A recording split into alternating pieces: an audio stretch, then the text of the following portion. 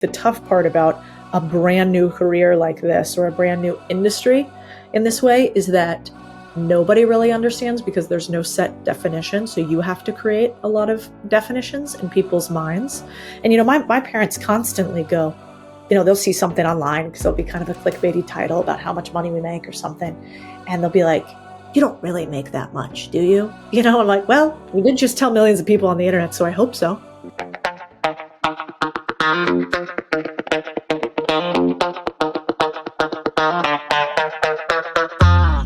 Codie, I'm obviously a big fan of yours. We've been friends for a long time now, and I've seen you grow. I've seen your influence grow. I've seen the number of businesses in your portfolio grow. It's been so cool to watch.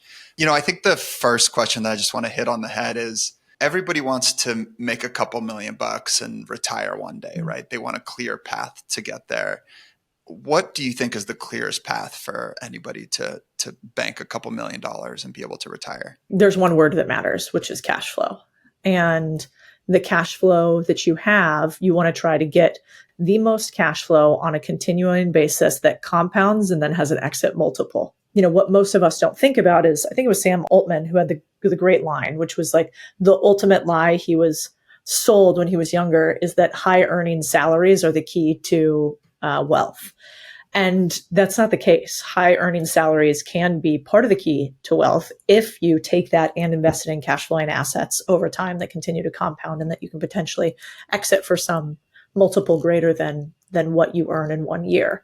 And so in my belief, the easiest way to do this is whatever you're doing right now for a job to try to figure out either how to get ownership or skin in the game in the company that you're currently working with, to figure out how to get ownership in a similar company to what you're working in now as a side hustle, or to go buy one of those businesses. I actually think startups are not the best way to do this.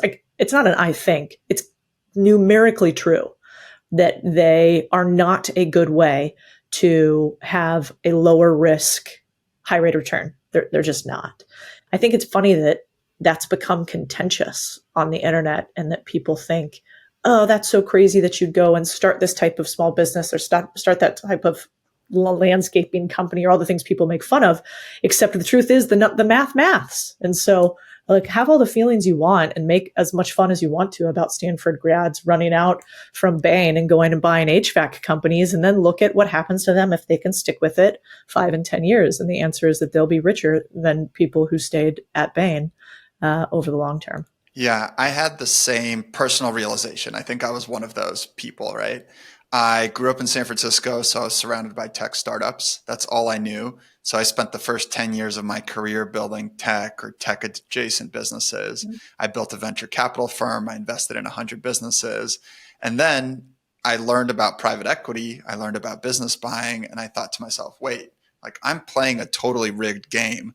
I need to set that aside. Rigged game meaning you make a VC investment and 1 out of 10, 1 out of 50 end up being very successful. Mm-hmm. I think that's a game where that's deck, kind of the odds are stacked against you.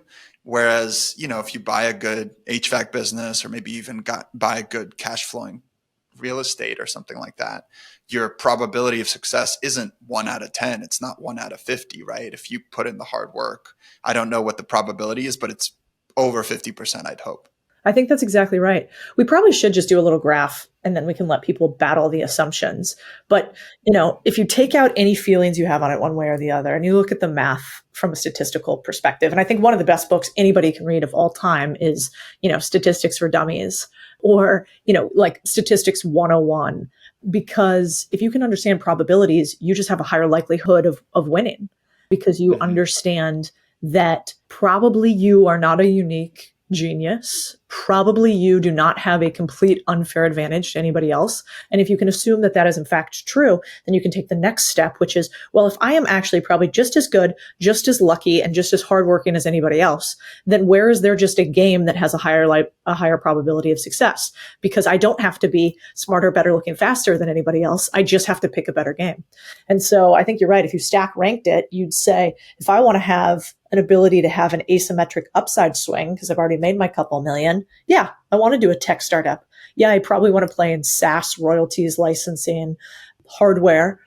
But if I want to make my first couple of $1 million, I probably want to go into something that's been done 100 times, that has a consistent likelihood for success, and that is not something that requires a ton of potential upside and almost guaranteed downside.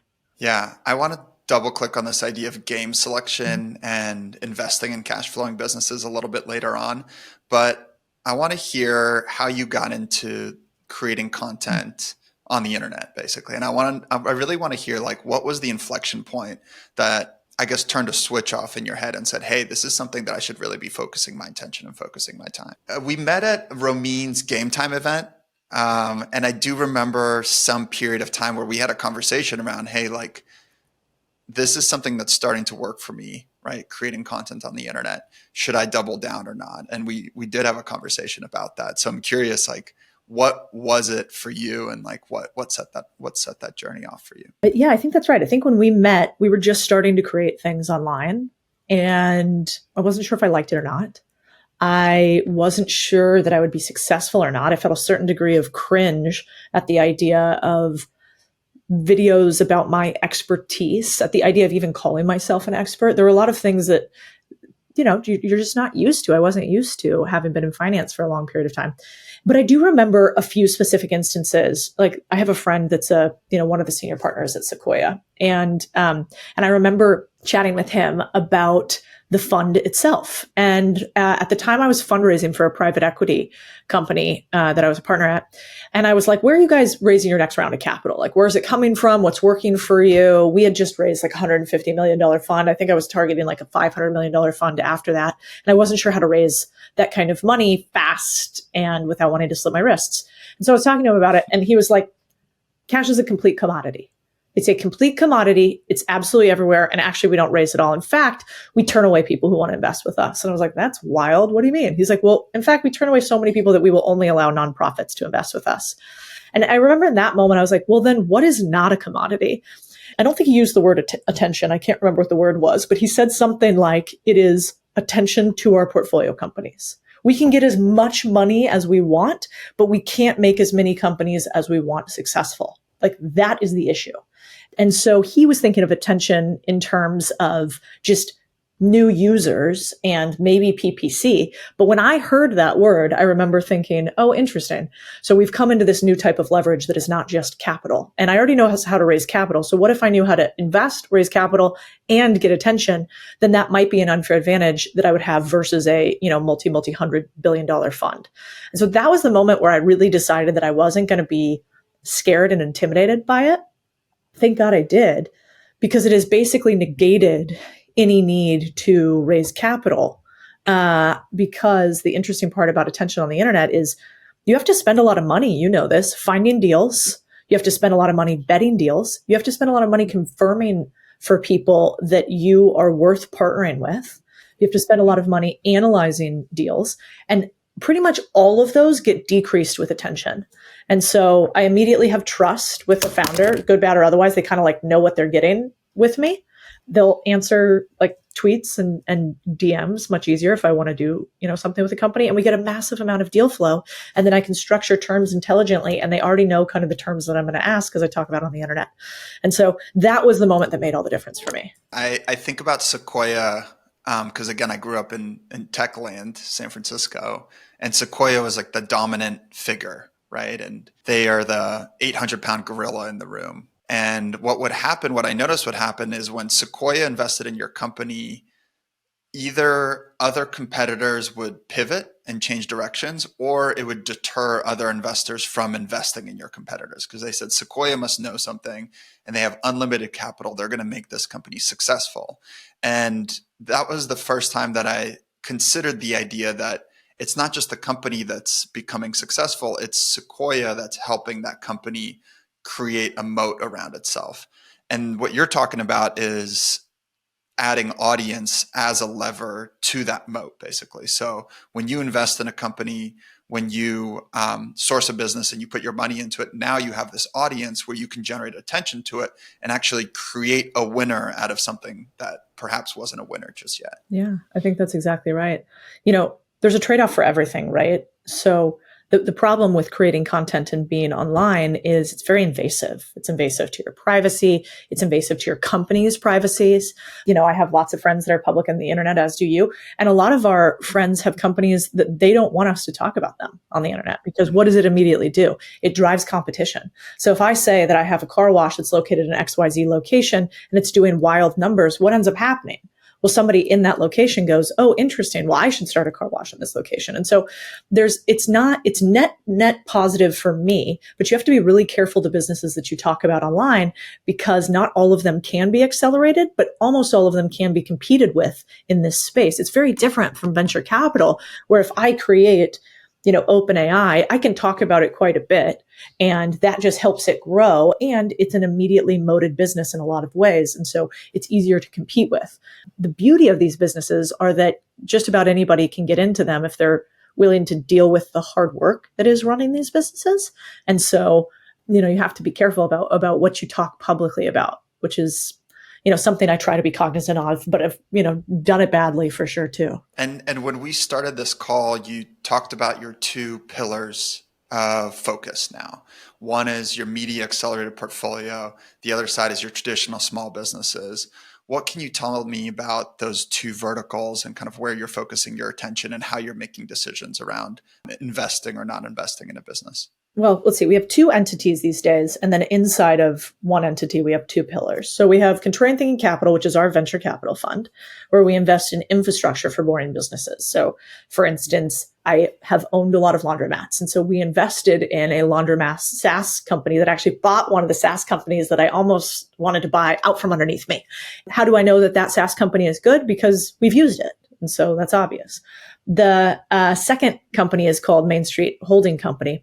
And that's basically my family office and now holding company that I've had for a long time, that includes two types of investments. The first one are brick and mortar Main Street businesses. These are things like car washes, garage installation companies, laundromats, etc. And then the second is media accelerated companies. And so I think they're totally different businesses. If you are a Main Street business, there are four things that you should care about. You should care about getting more reviews for your business. You should care about your clients in a very particular area knowing about who you are. You should care about ability to attract very localized talent for your business. And you should care about the profitability of the model, the financials, and have I structured the business correctly. But when it comes to advertising, it's all local, it's all referral, it's all review based, and it's all local PPC. A big national attention on a Main Street business is totally unnecessary and in fact counterproductive. Then if you think about a media accelerated company, that would be a company like we have a company called Approachment that we bought. And Approachment, it can service small businesses anywhere across the country. It's a SaaS business. So that business, we need to do a lot of things. We could do social media content. We could do paid search. We could certainly do a focus on reviews and referrals. But what's the most useful thing? Just more eyeballs getting to site at a better conversion on the website. And that lends itself to having a big audience. And so I've had to get smarter on something that I knew nothing about before, which was I always played this Main Street game. Now we have this big audience with a lot of my businesses that it couldn't serve before. And so I think a lot of people these days are like, build a content presence. Then it's like, well, it really depends on what kind of businesses you want to own. If you own a bunch of real estate and you don't raise third-party capital, it's kind of dumb to have a big online presence. But if you have media accelerated businesses, it's actually pretty intelligent. Earlier you said, and I love that you brought it up, because when we got into this game, we didn't come from a private equity background. We bought some businesses that worked out really nicely, but frankly, those were accidents. Yeah. And then we bought some businesses where we made some huge mistakes, right? And it sounds like this media accelerator portfolio is fairly new for you. Mm-hmm. What learnings or mistakes have you made so far? And what have you identified as your kind of core focus going forward? And maybe folks listening to this can reach out if they have a business that fits that. I've found this. Sometimes, you're good at giving advice, and then you look back and you say, why didn't I take my own advice on the subject matter? It's how much easier it is to be a loudspeaker than a mirror. And in this instance, with our media accelerated companies, I did two things that I tell people not to do, which is there's already a barbell in investing that has existed with minds much more brilliant than any of us for a long time. And that is private equity, which is control and almost complete ownership, versus venture capital, which is no control and very minority ownership. Those two things have existed for a long time, and there's a reason why. Because anything in the middle is what I call the messy middle, which is actually the worst place to be. The worst place to be is non-control, kind of material position, but you can't affect the outcome. And so I did that with two companies in the Media Accelerated company. And all of a sudden, I didn't own most of it. I'm talking about it out loud. And this company is meaningful for me, but not meaningful enough where I can make decisions. And so that is something that I would never do again. Stay out of the messy middle. Either own the whole thing or have control over it, or don't spend a bunch of time on it and hope that you're good at betting as opposed to growing. Two very different things. And so now we don't play in the middle between the two of those. The second thing is what I think everybody does the first time that they get into a sector, which is go too small. And I understand why people go too small in the beginning. They buy jobs, not businesses. And I did that in some ways, is because it's scary. But what most people don't realize is the difference between $1 million to $3 million EBITDA business or a $5 or $10 million EBITDA business is really just how much cash do you have to make sure that you don't die. And that's like really from 1 to 5 to 10, you could say that's the material difference. Slightly more complex, but you just have more runway. And so I bought too small of businesses with an idea that our media arm would grow it. And I wouldn't do that again. I would either start the thing off entirely or I would buy a much bigger business. So is your preference now, I mean, you've built this massive audience, this large newsletter list of people that could be potential buyers for your services. So is your preference to own the majority? Because it feels like you're creating so much value for these businesses that why would you want to own like 5 or 10% of a business where you're going to create so much value? Yeah, I think I will do that if it's in the venture capital fund, in which case we will help them on a group basis, but we're not going to get our hands dirty in the business, and we will not be the force function for growth, which is important for venture capital. Like venture capitalists always talk about all this value add, and what you end up finding when you invest in small businesses is you end up giving all the value and time to the businesses that end up having the lowest return, and the ones that become outsized don't need your help. They're motoring. Like they might need little things one off here and there, but you could barely call that value add. And so, so on the Media Accelerated side, yes, we either want to own control majority of companies, or we want the company to be quite big that we come into. And so it's already running, it's already growing, and it really just needs fuel to the fire. And we come in with like a very prescriptive mandate. So like, for instance, I'm looking at a nationwide franchise company right now that I really like. For the first time in looking at franchises, I really like this model. There's a lot of reputational risk if you do a franchise model, because if franchisees fail, it's heartbreaking. It also looks terrible. And so I'm really thoughtful on it, but this business has been around for 10 years. It's growing quite nicely, but we could add a ton of fuel to the fire, and I could have a meaningful stake from somebody who needs nothing except more distribution. It's already working. It's already running. And in this case, you would be investing in the franchisor and become a partner at the franchisor level. That's right. That's right. I love the franchisor model for people who have a large distribution advantage, right? Because if it's a good business that's already working, its biggest challenge is always just more eyeballs, right? Just opening more doors. That's exactly right. So you can come in and really pull that lever for them. I think it can transform their business, certainly. Yeah. Well, and I think the other part that's really important about franchise businesses is you really have to get enough people that you can properly select only the people who have the highest likelihood of winning. And so to me, it's not always when you have a franchise model, when I've invested in them before, there's two things that really go wrong. One is that the model doesn't work very well or has a high failure rate just inherently. And the second is that the model actually works pretty well, but they don't have enough curation on the people that come in. And so, you can have an incredible mousetrap, but, if the mousetrap is too tiny, then it's not going to work, right? And so that's the other thing I'm really, really specific about is, do franchisors really understand who the right avatar is for them to win? And are they willing to say no to a lot of money upfront?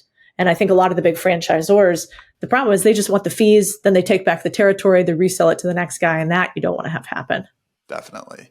It is a beautiful business model when it works. It's kind of like software, right? You're basically paying for a license and a brand, and you're getting fees off of that. So if it works great. If it doesn't work, it's a pretty hard business. I've definitely seen that before too. Meaning at the franchisor level, if it's not really taking off, I can see it being a pretty difficult business. Yeah. Well, I think, what I've learned over the last 3 years of talking to a bunch of people about buying businesses is that, there are kind of three types of people. You're a type of person who, one, you like the idea of going out and running your own business or having your own business, but you probably are not going to execute on it. You're going to think about it for a long, long time. And just for whatever reason, that will never be what you end up actually doing. Some people rudely call them entrepreneur. I don't think that's right. But, somebody who likes the idea, probably never going to take action at scale. Then you have the type of person who really wants to do this. And no matter what, it's just a matter of time. They're going to execute. This is the type of person that you can't stop, but you can accelerate. We try to find those both in our portfolio companies and in our communities to help accelerate the people that are like, I'm doing this no matter what, but can I do it faster, better, cheaper, make more money, et cetera? Cool. And then you've got this third model, which I'm realizing more and more, which is somebody who is going to do it, but would like a little bit more hand holding and wants freedom and ownership, but actually wants a lot of guardrails, wants to bowl with bumper lanes. And that's actually a beautiful model too. There's nothing better about this risk it all, throw it all out person in the middle than the bumper rails. And the bumper rail person actually probably does pretty well with franchise because they're like, I can work hard and get it done, but I don't exactly know how to do this. And I would like somebody to help me along every step of the way. And I'm willing to give up some percentage of economics in order to do that. And I think those are the three types. And it's important to try to find something that serves everybody if we actually do believe our mission, which is creating 1 million people who are financially free and a nation of owners. So you can be an owner that just owns part of a company while staying W-2. You can be an owner that owns an entire company in type 2. And you can be an owner that owns part of a franchise or a model that has partial ownership in type 3. I really identify with that. When I started my first business, it was a little education business on the internet. And I felt like I was innovating across every variable, right? We had to create our own brand. We had to build our own website. We had to go out and do the marketing and the sales. And it was very, very difficult because I just didn't know anything about entrepreneurship at the time, but I did have a desire to succeed and I worked really hard at it. And reflecting back on it, I do wish that I had some more structure to it, right? Like doing a franchise business as my first business would have actually been a great idea because they would handle 80% of the business, right? And I could just go in and work and kind of execute the playbook. And through that, I would learn what it looks like to have a good business and a bad business, what a P&L looks like. It took me like years to understand what a balance sheet was. I think it took me 10 years to understand what a balance sheet was. It's embarrassing. I don't believe that. Let's but talk. I think you're right, really quick. All I would double tap on that is I think when you're looking at franchises, one of the most important things is exactly what you said. They're another gateway drug business, which is why I talk about laundromats so much and boring businesses in general is because they're easy to understand. And franchises have that exact same thing. So you can go in and your first business doesn't have to be your last business. But I think a lot of people get that really confused. They're like, why would you give up a job to go run a business that only makes $100,000 a year for the pain? And that's valid. But also you might want to do that because in fact, it's teaching you how to run a business while you're still making money as opposed to an MBA where you theoretically learn how to run a business, but you pay a ton for it. Yeah, you definitely learn the most in the trenches doing it yourself. So I agree that I like that like framework of the gateway drug to business, right? Like you just need a way to get started. You need a way to get comfortable with this risk and like these challenges and franchise is a great way to do it, or laundromat might be a great way to do it as well.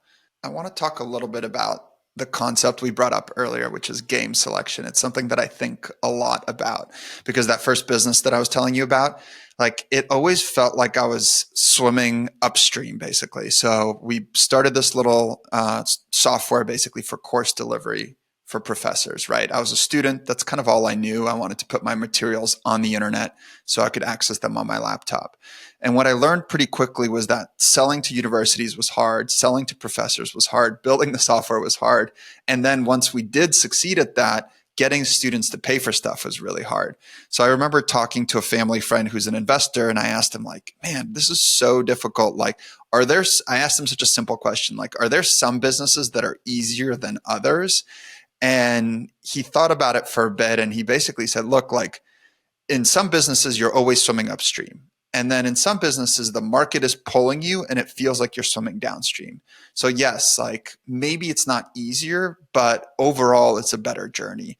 And I'm curious, like, what could you teach people, or what have you observed about picking the right game to be in? If you're ever in concern about what to do next, always go back to the math. And that's the thing I keep telling our team again. And I do it. I think that's why we're pretty good at content, actually. If you could validate like one reason why we might be good at it, if you think we are in fact good at it, I drive it like I do a financial model. We analyze every piece of content that we go out. Sometimes you'll see us delete pieces of content because they didn't perform very well, and we repackage them and repurpose them in another way.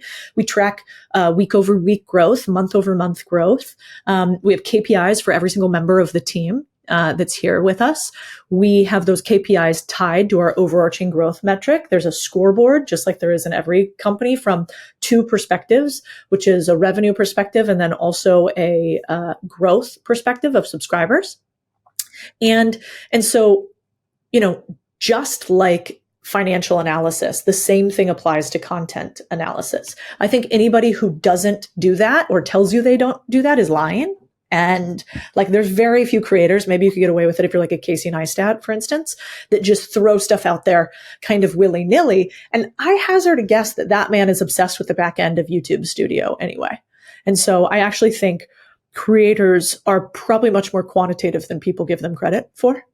And they're pretty focused on human behavior, which are two things you really have to be good at in finance too. You've got to figure out, will this human perform the way that I think that they're going to, and why? And then how could I create constraints in order for them to perform that way in a more specific manner? And so, with businesses, it's the same thing. I just go to the math and I go, okay, if I want to allocate $1 million, where do I think that $1 million will be most likely to go out and bring back friends? And I typically look at things over a 10-year period. I'm not very good at market speculation. I don't play that game at all. And so I just look at over like rolling 10-year periods, what industries worked out the best and why. And then we have a model that we put everything in, with things like, what sort of multiple do these businesses have on average when we sell them? What sort of margin is reasonable in this business? What's the failure rate of these businesses? And then how much capital do we have to put up front before we can get to our break even period? But there's a couple, like, if they want the quick hits, it's like the math tells you, don't invest in restaurants or any sort of food related business. Retail is really, really hard, so probably don't invest in retail. There's huge variability in e-commerce and anything related to Amazon, fulfilled by Amazon stores. There is huge variance in anything related to consulting or service-based businesses. You know this too. Really easy to start, really hard to continue to grow. And then the last one that I'm really thoughtful are real estate heavy businesses. So things like hotels, for instance. Well, actually, you just bought one, didn't you? That's right. Yeah. Just last week. Hotels, I hate this business because, well, I don't want to have any business that requires 24/7 attention typically. And so depending on how you structure it, it could be okay. I have a lot of friends that have made money on it, but you have to be good, not just between the hours of 8 and 5, which is hard enough, but then you've got to find people to be good between the whole 24-hour cycle. And I do like that for the most part, my businesses probably aren't breaking while I'm sleeping. And I used to run businesses in Europe, and that wasn't the case. So I would wake up in the morning, and because we had businesses on a different time zone, I'd be in the fucking fire. And just personally, I don't like that. And so part of this is just knowing what you want to run too. If you're an incredible hotelier, and like you and Xavier are, you love community, you love gathering people, you believe in the power of place, then a hotel might be your mission as opposed to just pure profit. Mm-hmm. So let's talk a little bit about your team structure, right? Like kind of selfishly, I want to understand the content side. So we'll come back to that in a second. But let's, you've bought a series of businesses. You bought a laundromat business, which you mentioned you sold, and you are going to be buying more companies. Do you have like a president, an operator? Is there somebody like who's ultimately getting the phone call when things are breaking, or there's like a staff that has an issue? How is that all happening day to day?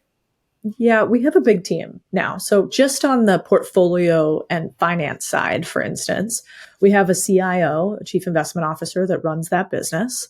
We have an outsourced CFO, so we don't have him 100% of the time, who actually runs that business as well. We have an associate that helps us analyze the deals and make sure that we do portfolio modeling on them. We have an analyst who's junior and helps us source more of the deals and roll them up the chain. We have an attorney now that's full time because there's always something going on with contracts and deals, and it can become really expensive if you do that one off consistently. We have a portfolio manager over both portfolios, Contrarian Thinking Capital and Main Street Holding Company. You know him, Chris.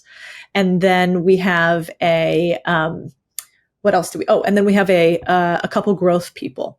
So we have somebody who's focused on, growth hacking and coming up with creative ways to help the companies grow. We have somebody that's focused on pure paid marketing to help the companies grow in that way. And then we have somebody that's more focused on, what I would call like Main Street mechanisms. So referrals, reviews, et cetera. And that's just the portfolio side. Wow, that is a big team. So your marketing person, your growth person, they are going into each individual business, parachuting in and seeing which growth levers can we turn. Is that right?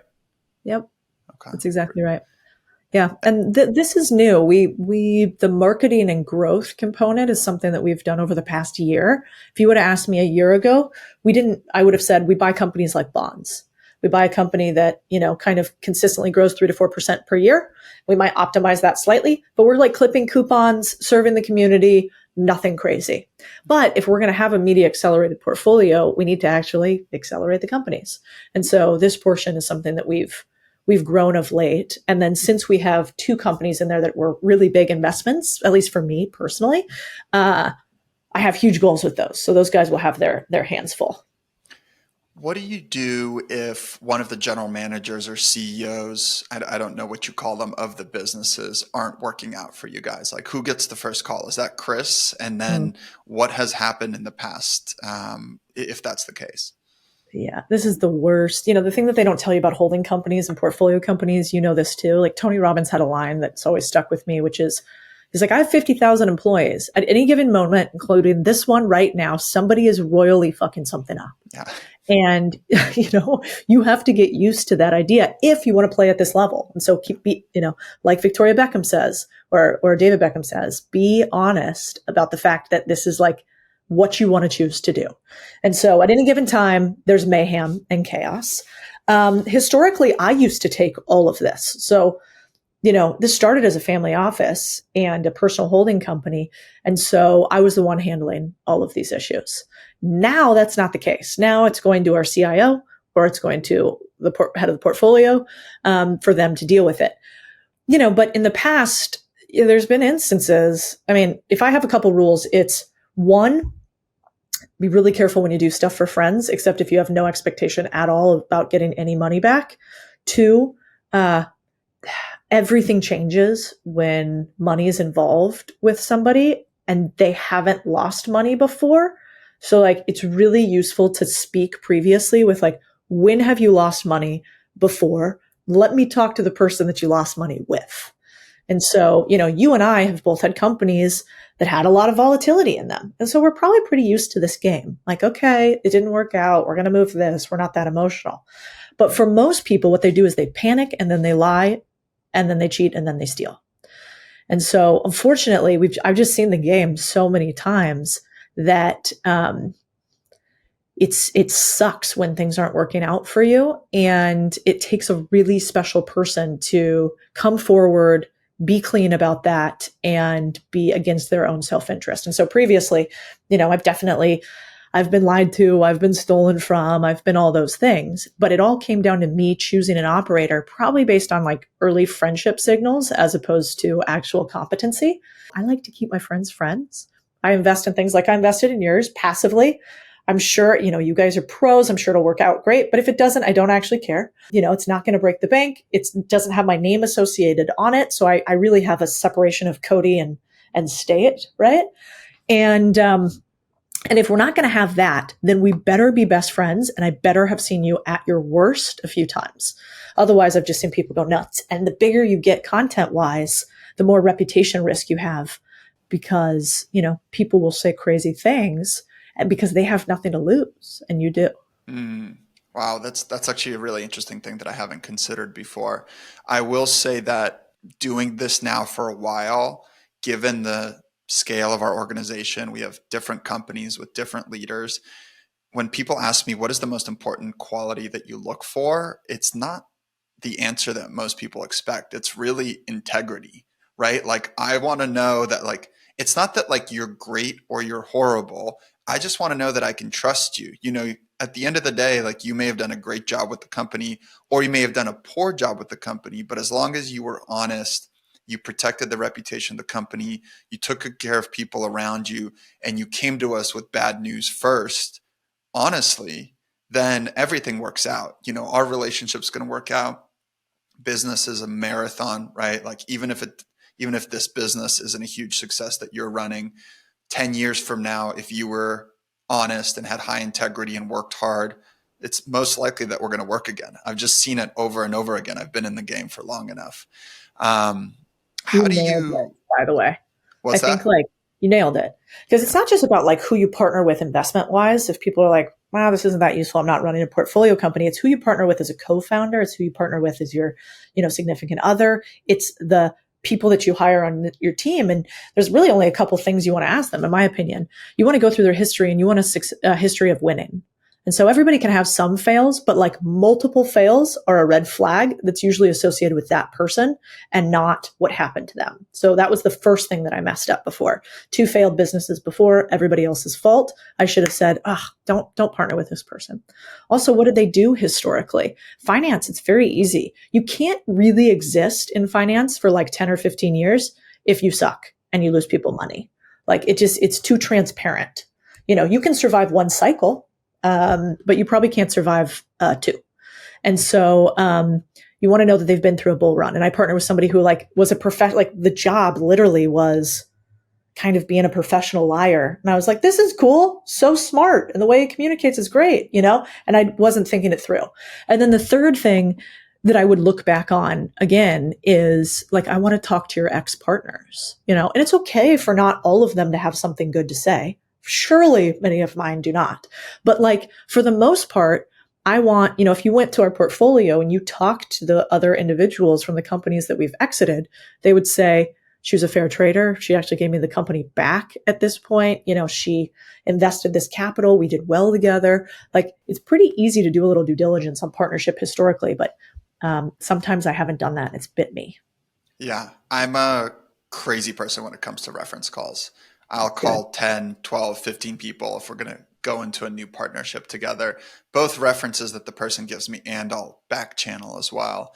And the other thing, which is kind of a riff on what you just brought up, is I've noticed that the best leaders that we hire, they come with 2 or 3 other incredible leaders, right? They kind of say, hey, I know we're not ready for this today, but whenever we're ready, I want to bring in my old CFO, my old head of operations. And then when you talk to those people and then you talk to their references, you triangulate that, wow, they're actually really great. And they're willing to pick up their families and their work and their job and actually come and follow this person. And that's a pretty incredible sign, It's so funny. We were just talking about this yesterday. We're hiring a position here at one of the companies for head of marketing. And I was like, there's always one question I ask every time. And I forgot yesterday because I had to cut it a little short. And that is, if we were to hire you, who would you bring with you? Both employees and vendors, if anybody. And so I sort of say that if anybody as like it doesn't matter. Sure. But it matters. Right. It is so important. If you're going to be the head of something and you have nobody you want to bring with you, huge red flag. And that probably means you're not able to lead anybody. Whereas one of the CEOs we just hired, he came from a big marketplace, and day one, he brought 3 people with him that all said they would work for free until their non-compete was done in like 3 months. And so, you know, that I think is what you want to look for if you're going to partner with a leader. Yeah. Wow. That's really, really interesting. And I think useful for anybody who's hiring. This last question, I just want to spend a couple of minutes on this very selfishly. I'm curious, what is your content team structure? Because, you know, I recognize the value of building up my audience, right? I've started doing it. I've been posting on Twitter and LinkedIn and my newsletter. I wouldn't say I'm like naturally a content creator, but I recognize the value, and I do enjoy writing the newsletter. Like, I think it's a fun way to hone my thoughts and like kind of like force myself to learn new things every single week. Tell me a little bit about your content team structure, and then I'm curious to hear you riff on where you think I should kind of hire or spend my attention. The biggest difference in content and everything else is that content takes breathing room. And so if you're going to create, you have to step into the side of your brain that is creative and unmanageable and wild and does not create well within the hours of, 8 to 9 that you have perfectly scheduled. And that was the hardest part for me with content. And I still struggle with it because we run all these businesses. But if you are going to create content, you have to allow the muse to come and go as she does. And I think a lot of people don't do that. And so we pack our lives with things and we expect to write something profound in the, paragraph breaks. That's actually quite hard to do. You need a clean page actually for the profound. And so the first thing I would say is you have to structure a business around yourself, which is really weird. And the opposite of how we were taught as servant leaders building businesses. It was we build a business and a team to serve the business. And in this, in some ways, you have to build a business to serve the muse. And so that has been really hard for me to do, but it's something I might recommend for you. Is it's really hard to go from, you guys know when you come home from work and like you're in business mode. I don't know if this happens to you, but you're firing somebody or you're yelling at something about somebody not getting done, or you're behind on your projections and your tone is like this. You're like, well, we need to do this, this, and this, and I don't have time, so please handle that tomorrow. Can you email that to me? Okay, great. And then you walk into the house, you're like, hey, babe, how's it going? And then you walk, and it's like, no. You have to break. You have to take a pause before you enter the door, and you switch frames, right? And you're like, hey, how are you? How was your day? And you don't give that same energy to your wife as you do your business, right? Because that wouldn't be very fair to her, but it's hard. And I like to think about content creation that way too. It's like, I can't go in there and go, I shall write the top 10 things that that's not how that works. So that's first. And the second thing that I think a lot of people don't do right now, but is necessary for next level creation, is it has to be great. Like what you create these days has a very high bar for excellence because the ability to create has come down so far where everybody can. And so if you're not going to make it exceptional, the difference between an 8 and a 10 is really important these days, I think.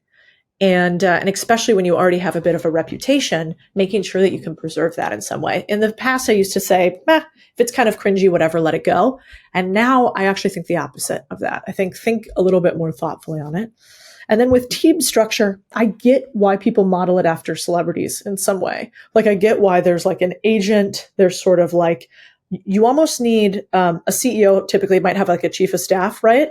And they might also have a COO, or they might have a CIO, or they might have a chief counsel. And they're sort of like the two, I don't know enough about sports, but like they're the two linebackers in front of the quarterback, right? And they like make sure nobody comes through. And I think you need that a lot more in the content business. So for me, that's my head of content who like blocks a lot on his side, and everybody in the content reports into him. And then my COO, and my COO blocks all the logistical stuff. And I think start at the top. A big mistake would be go and hire like a VA or a ghostwriter or whatever. Don't do that. Always hire your highest level executor first and let them fill in the team as you go. Be my 2 cents. That's awesome.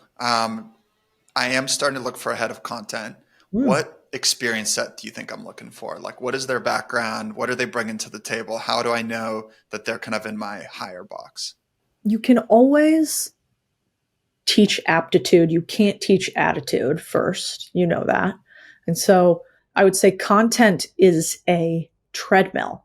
And so you need somebody who has the ability to have almost investment banker like work ethic, in my opinion, because you're posting all the time and there's a lot of stuff going wrong. And when you post content with your name on it, you cannot have somebody who doesn't respond to you when they post something on a platform that you can't get into for some reason, and they've made a financial claim. And you're like, get this down right now, right? And so I do think you need to hire for attitude more than aptitude if you can choose anything. And then the second would be you can either teach somebody on your dime or steal 10,000 hours. And so in my opinion, I want to look at the models of people that I admire, maybe even a model or two ahead of them, and think, can I hire from a team that's already in existence, but maybe on the decline? And so for some instances there, it's all, it'd be very hard to steal from Mr. Beast's team or Logan Paul's team. But is there like a tier creator right below them where they used to be growing really fast? Now they're kind of not, they were in the game at some point in an area that was really interesting, crypto, blockchain, Web3, but now it's not that interesting. And so they might want to swap lanes because the content remains, the rails remain the same, but the type of engine that goes on it might change. Mm-hmm. Those are the two things I would look for. That's really interesting. Is it important that they have their own audience, that they've proven that they can do it for themselves, or is that less of a thing? Audience is a double-edged sword. So if they have done it for themselves, you have to make sure that they don't want to continue to do it for themselves and not work for you. And so I actually don't care about that. I just want to know, I want to be able to check that the person has actually executed on the mission that I am going to task them with, and that mission was successful. And so when you're hiring for a new role, I almost always require some sort of project work up front. I'll pay for it, but I want to see, how are you going to write this specific brief? How are you going to film this specific video? What are some ideas you have for me currently if I'm going to grow my content business? Can you write those out to me? I'll pay you $500 for the hour to do it, or $500 for 2 hours to do it. And this will make sure, by the way, that you don't make the most important life change that you really can make besides marriage, which is career change, and it doesn't work out. Because I beat myself up every time we hire somebody and it doesn't work out. That's partly my fault, if not a big part my fault. And so I lead a lot with that. Like, let's do a little project work, not for you to do free work. I'm going to pay you, but because what if you come here and you aren't good at this or you hate it? And we could have solved that by 2 hours of work. Really interesting. And then what are some examples of what the COO is doing in your day-to-day? Well, the COO runs multiple aspects of my company. But when I think about every vision, every business has two things, right? Somebody who comes up with the ideas and somebody who executes on the ideas. And there are lots of different names for those two things. But you really cannot find a business in which you have only one of those two. You can find businesses that aren't very successful that only have one of those two. And so you need to determine first, what are you? Are you the visionary? Are you the integrator or executor? And I imagine for the most part, people who are creating content are the visionary or idea person, and they're going to need their executor. And so in any operational role, the idea is anything that is not my highest and best use, I am going to hand off to my number two, who's my COO. And so your number two, even if your number two is a VA in this instance, will be to take anything off your hands that you do not think is something that you are uniquely skilled in the world to do. So in my instance, I'm uniquely skilled in the world in coming up with ideas for content that are taking something that might be complex and simplifying it. I'm pretty good at that. And likely partnerships and deals, finding them and seeing something in them that nobody else does, and then selling them the dream. So like those three things I'm probably best in the world at. And I might be one of the best in the world at selling people the dream on why to come to the company. So my job should be content creation, talent confirmation, not recruitment, like convert the talent. Also for me to, come up with, let's call it like deal sourcing, not closing. And like, it might just be those three. And anything that's not those three, that's going to go to my COO, and he needs to fill a team that's able to execute on all those. Got it. Yeah, I love that perspective. That's something that I've been reflecting quite a bit on. It's like, what is my zone of genius, and how can I fill people in to take care of all the other pieces where I'm not the highest leverage. So I'm glad to see that you've already implemented that team around you. Codie, this has been great. Right now? What's that? Do you have a COO right now? I don't have a COO. Do you have a chief of staff? I don't have a chief of staff either. I might consider, I think hiring scale to me, depending on how much cash you have, always starts with like VA or assistant, chief of staff, COO. And so depending on how much you guys want to spend, I would go for one of those three, and you can keep them as your business scales. So like, it's not like you have to drop them as you get to the next level. But if I was you, I'd probably start with either a chief of staff or a COO. And their job is really to be, again, they're probably that linebacker that's kind of like clearing the way for you to actually execute on the big things. And then the hardest part will be, which you'll be good at it, but maybe for people listening, the hardest part is relentlessly saying no and setting expectations of what you're good at or not. For instance, this happened today. My head of content's like, we want to hire this person. We're going to bring them, on board, and they'll be there, remote if they can't be there in person for the shoots and whatever. And I had to say, no, they need to be here on site for the shoot. I do not want to play a game of telephone. I'm kind of coming into our one shoot day a week, firing, because I got stuff on either end of them related to the business. And so they need to be there like a director on stage the whole time. And he's like, well, I think we could maybe do that, but maybe we can't. And I said, this is a hard line. You either find somebody that does this job, or you come here and do it. And that is one of the hardest parts, I think, with content, because it feels selfish. Like, it feels selfish to like, well, I could probably do this. Well, and you're like, no, you can't, because the muse cannot be distracted. And so that's what I would push on you. And I'm happy to look at like, anybody that you're contemplating for the role and tell you if I think that profile looks reasonable for you or not. Yeah. My order of hiring right now is head of content. Maybe if anyone's listening, they can reach out. I want a head of acquisitions, right? Somebody to lead the acquisition side of the business.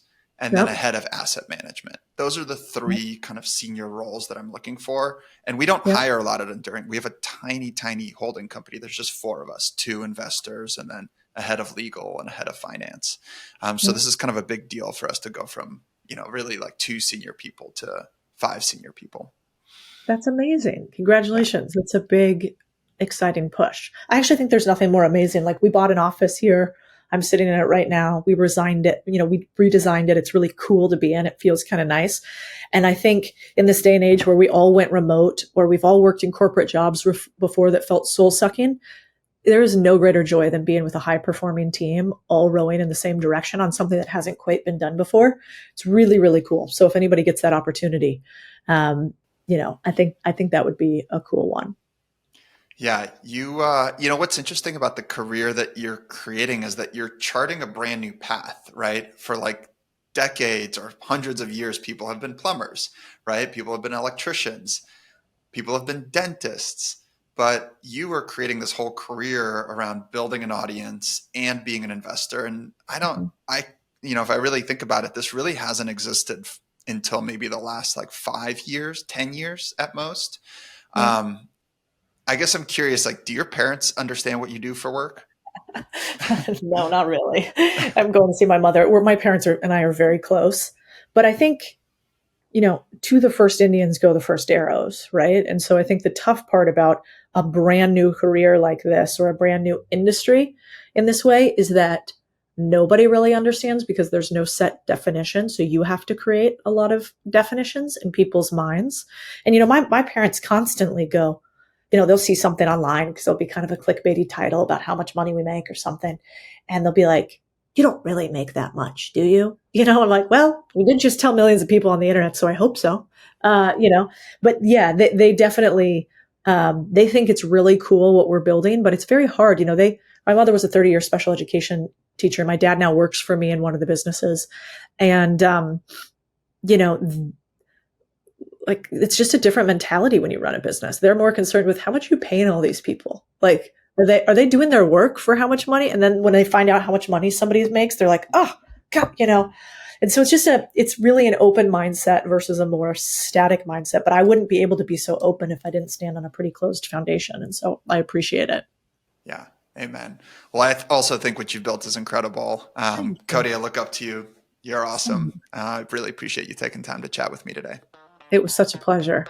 And that's it for this week's episode of Boring Businesses. I'm your host, Sieva Kozinsky. Thank you for watching or listening today. Any resources we mentioned during the show, we'll make sure to link in the show notes or below the video. If you're listening to this on Apple or Spotify, please leave me a review. It really helps me learn, and it allows other people to discover the podcast as well. Thanks again, and make sure you hit the subscribe or follow button if you haven't already. I'll see you next time.